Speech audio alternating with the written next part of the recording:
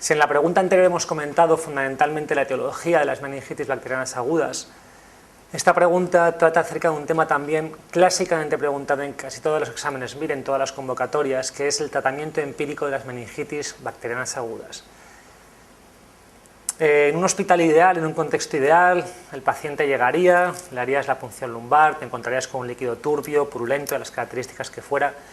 Habría siempre un microbiólogo de guardia disponible para hacerte un gram rápido y técnicas de aglutinación y de látex, y tendrías prácticamente un diagnóstico etiológico de certeza en cuestión de minutos.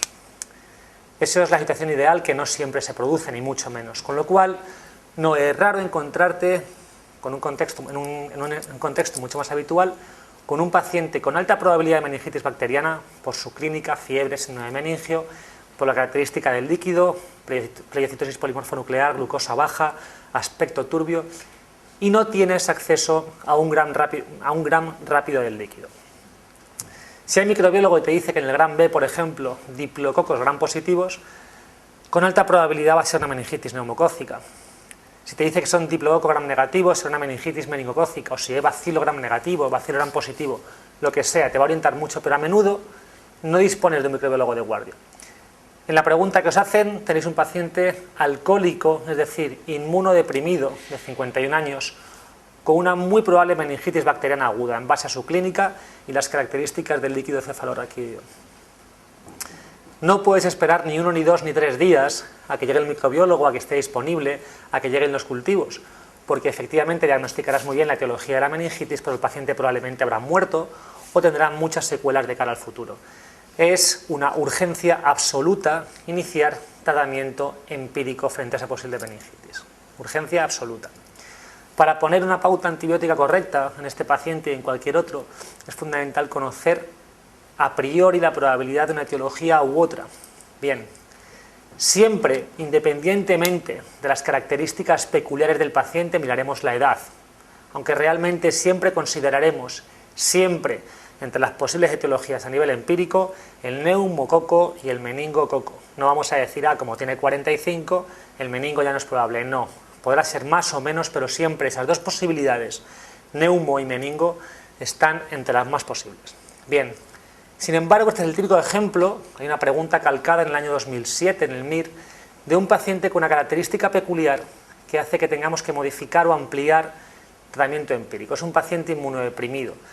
Es un paciente alcohólico, lo cual hace que a las etiologías habituales, la más probable es el neumococo, a las etiologías habituales haya que añadir dos: la meningitis por listeria y la meningitis por pseudomonas. Bien, de entrada, ¿cuál es el tratamiento empírico de cualquier paciente, independientemente de la edad o sus características, con una meningitis bacteriana, con sospecha de meningitis bacteriana? Bien.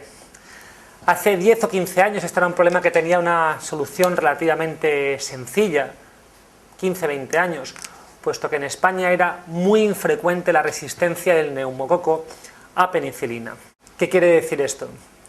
Hace unos 15-20 años la solución al problema era relativamente fácil. Con una dosis única de una cefalosporina de tercera generación, como ceftriaxona o cefotaxima, estábamos siendo efectivos frente al 100% de las cepas de neumococo y el 100% de las cepas de Neisseria meningitidis, con lo cual problema prácticamente solucionado. Eso no es cierto a día de hoy. En España, a fecha de 2008, hay una tasa de resistencia por parte de los neumococos a betalactámicos que no es baja. Sin entrar en números, la incidencia de estas cepas que son resistentes a betalactámicos, a penicilina, justifican la adición empírica, según recomiendan las guías actuales, de un segundo fármaco que es vancomicina. Es decir, la pauta empírica siempre incluye una cefalosporina de tercera generación a la que añadiremos vancomicina. Realmente la vancomicina es activa frente al 100% de neumococos, con lo cual uno podría decir, ¿para qué ponemos dos fármacos en vez de solo vancomicina para el neumo? Bien, la respuesta es que la vancomicina penetra muy mal la barrera hematoencefálica, pero por mal que penetre, aunque tenga poca acción, siempre va a ser de agradecer en caso de que tengamos una cepa resistente. Siempre será útil.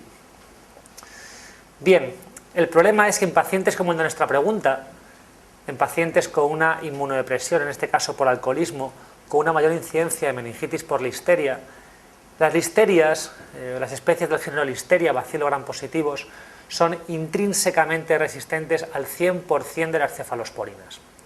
Con lo cual, ni con ceftriaxona ni con cefotaxima podríamos cubrirlas. Segundo, Listeria suele ser uniformemente sensible a vancomicina, con lo cual no podría decir, bueno, dejo vancomicina y con eso voy a ser activo y me sobra.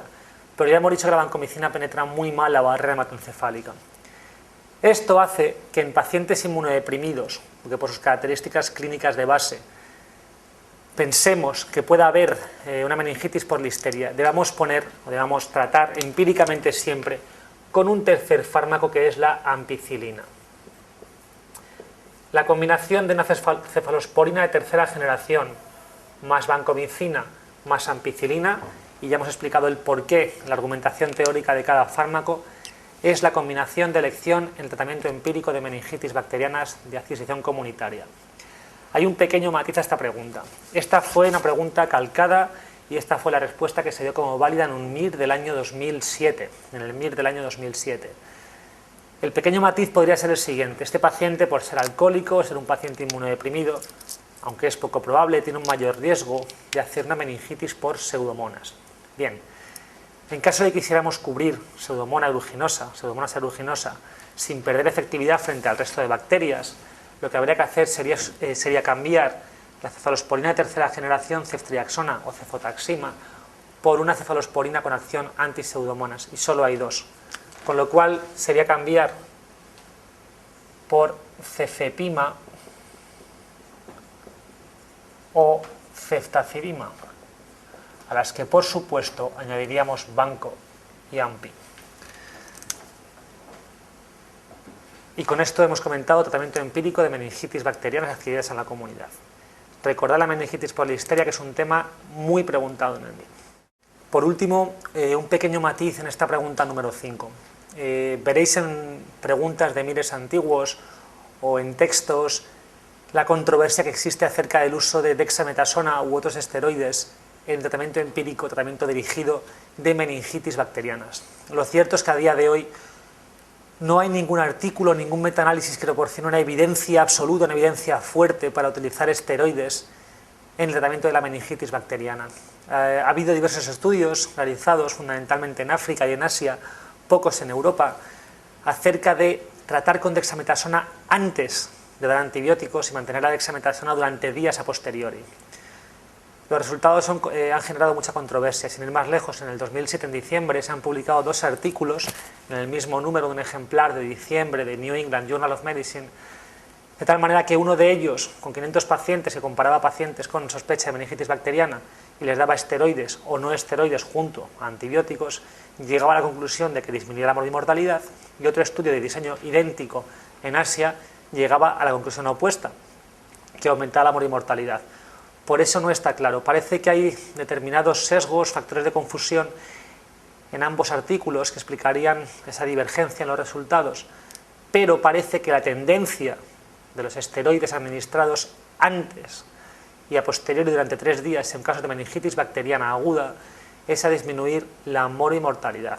Sin embargo, insisto, no hay una evidencia fuerte que permita establecer una indicación de clase 1A para el uso de esteroides en estos casos. De hecho, en la última pregunta que se hizo de meningitis bacteriana aguda, tratamiento, pregunta del MIR 2007, ni se mencionaban. Pero que sepáis que de haber algún hilo de opiniones que parecen disminuir la morbimortalidad.